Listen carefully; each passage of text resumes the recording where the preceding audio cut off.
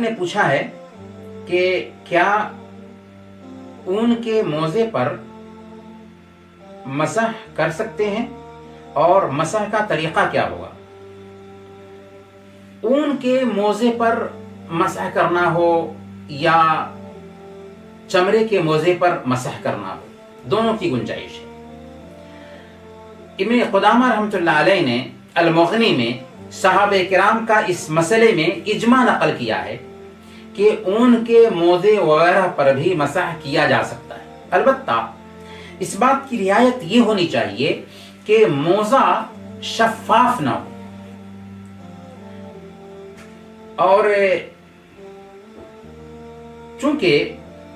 اس میں یہ بھی پوچھتے ہیں کہ مسح کر سکتے ہیں، تو چونکہ یہ ایک طرح سے چھوٹ ہے،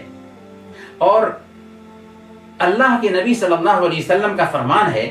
کہ ان اللہ یحب ان تؤتى رخصه كما يكره ان تؤتى معصیته، اللہ تعالیٰ اس بات کو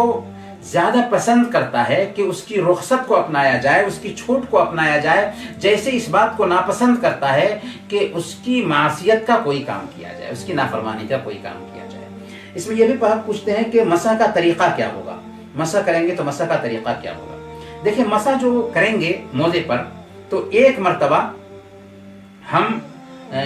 دایاں ہاتھ دائیں پیر پہ پھیر لیں گے اور بایاں ہاتھ بائیں پیر پہ پھیر لیں گے، اور مسح ایک ہی مرتبہ ہوگا، اور مسح کریں گے اوپری حصے پر، نیچے والے حصے پہ نہیں۔ بہت سارے لوگ 3 مرتبہ ہاتھ پھیرتے ہیں، نہیں، ایک مرتبہ ہی ہاتھ پھیرنا ہے، اور دایاں ہاتھ دائیں پیر پہ پھیریں گے اور بایاں ہاتھ بائیں پیر پہ پھیریں گے، اور مسح کریں گے صرف اوپری حصہ پر۔ سنن ابی داؤد کی روایت ہے، حضرت علی رضی اللہ تعالی عنہ بیان فرماتے ہیں کہ لو کان الدین بالرائے لکان اسفل الخف اولا بالمسح من اعلی، وقد رأيت رسول اللہ صلی اللہ علیہ وسلم یمسح علی ظاہر الخفین، کہ اگر دین میں رائے کا دخل ہوتا تو نیچے والے اوپر والے حصے پر، موزے کے اوپر والے حصے پر مسح کرنے کے بجائے نیچے والے حصے پر مسح کرنے کا حکم دیا گیا ہوتا۔ حالانکہ ہم نے اللہ کے نبی صلی اللہ علیہ وسلم کو دیکھا کہ آپ موزے کے اوپر والے حصے پہ مسح کرتے تھے، تو اللہ کے نبی صلی اللہ علیہ وسلم کا اسوہ یہ ہے کہ اوپر والے حصے پر ایک مرتبہ مسح کیا جائے۔